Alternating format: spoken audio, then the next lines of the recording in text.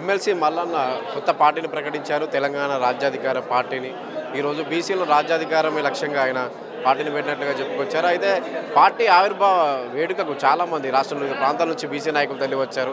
మనతో కొంతమంది బీసీ నాయకులు. నా పేరు కాసుల అజయ్ కుమార్, నాగార్జున సాగర్ నియోజకవర్గం.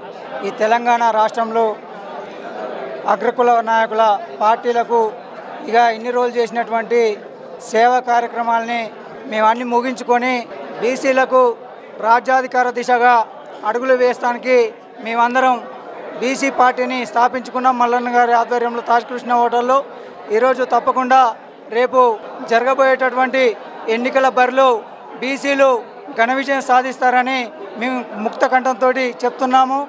ఈరోజు తెలంగాణ రాష్ట్రంలో బీసీలకు ఒక రాజకీయ వేదిక కావాలని అందరం అనుకున్నాము.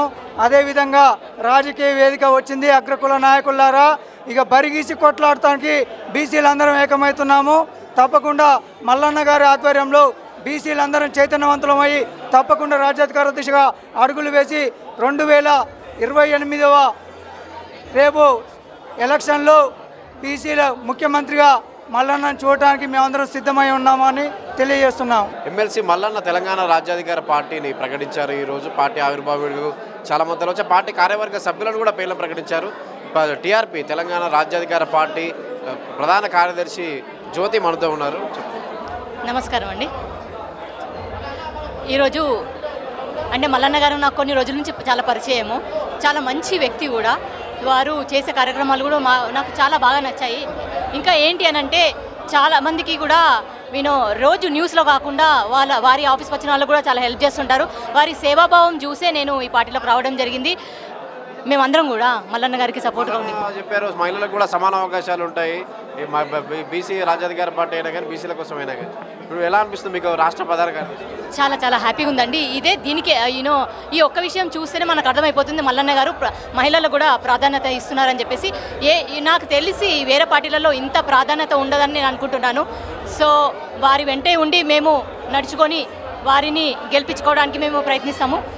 ఇప్పుడు తెలంగాణ రాజ్యాధికార పార్టీ దళితులకు కూడా అదే అవకాశాలు ఉంటాయి అందరికీ. ఇప్పుడు టీఆర్పీ పార్టీ అంటేనే ఎస్సీ, ఎస్టీ, బీసీ, మైనార్టీస్ అన్నీ మీరు అన్నట్టుగా దళితులు కూడా వస్తారు ఇందులో. మేము అందరినీ కూడా కలుపుకొని వెళ్ళి పని చేయాలనుకుంటున్నాం. స్థానిక సంస్థల ఎన్నికలు రాబోతున్నాయి, అందులో పోటీ చేస్తుందా లేకపోతే 2028 శాసనసభ ఎన్నికలు?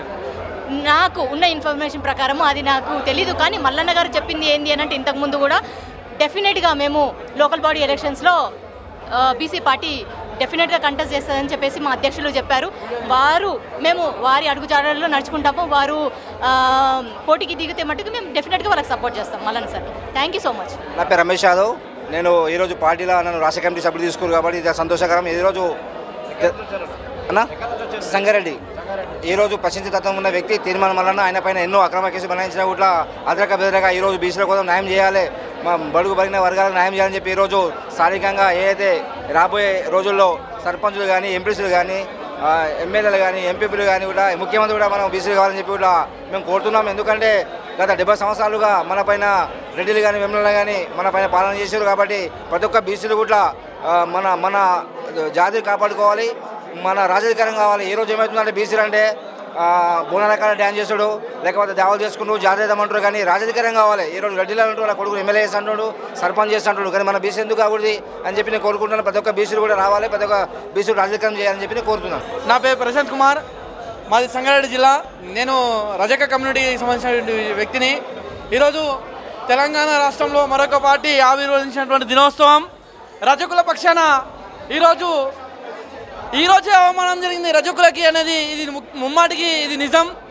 17 రోజులు అవమాన నిరాహార దీక్ష చేసినటువంటి చాపర్తి కుమార్ గాడ్గే అతను నిరంతరం ఉద్యమ నాయకుడు, మరి ఎన్నో వేదికలపైన బీసీల కోసం గొంతు విప్పిన నాయకుడు. అట్లాంటి నాయకుడి గురించి ఈరోజు మరి రాష్ట్ర కమిటీలో కానీ పేరు లేకపోవడం చాలా ఇది దురదృష్టకర విషయం. మరి దీన్ని తీవ్రంగా ఖండిస్తున్నాం.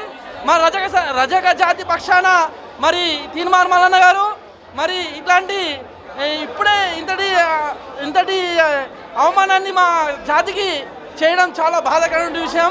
ఈరోజు అన్ని వర్గాలకు మరి ఈరోజు న్యాయం చేస్తా అన్న వ్యక్తి మరి ఈరోజు పార్టీ రోజే నిరంతరం ప్రజలలో ఉండి పోరాటం చేసినటువంటి వ్యక్తి 17 రోజులు ఆమా నిరాహార దీక్ష చేసిన వ్యక్తి, అది బీసీల కోసము. మరి అట్లాంటి వ్యక్తికి ఈరోజు రాష్ట్ర కమిటీలో మరి స్థానం దక్కకపోవడం చాలా ఇది బాధాకరమైన విషయం. మరి దీన్ని మేము ఉగ్రతరిస్తాం. రేపు రానున్న రోజుల్లో మరి దీన్ని ఖచ్చితంగా మేము తీవ్రంగా ఖండిస్తున్నాం. మా రజక సంఘం తరఫున నేను తెలంగాణ రాష్ట్రంలోనే మరి అతను ప్రతి పల్లెన తిరిగి బీసీలను చైతన్యం చేసినటువంటి దాఖలాలు కూడా ఉన్నాయి. మరి దానికి ఎన్నో సార్లు క్యూనస్ ఆఫీసులకు మన మల్లన్న గారు చెప్పడం జరిగింది. మరి ఈరోజు ఏమైంది?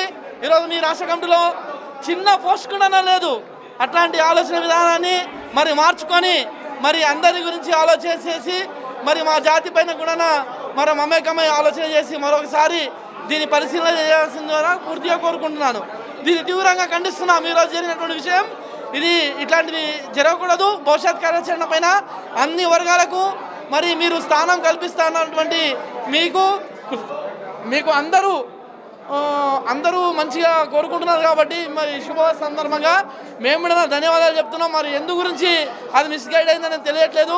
17 రోజులు రజక బిడ్డ బీసీల కోసం తన ఒక కులాని కోసం ఆయన నిరాహార దీక్ష చేయలేడు. 17 రోజులు నిరాహార దీక్ష బీసీల చైతన్యం కోసం ఎన్నో వేదికలపైన మాట్లాడిండు. ఎన్నో వేదికలపైన అతని ఆవేదన తెలియజేయడం జరిగింది.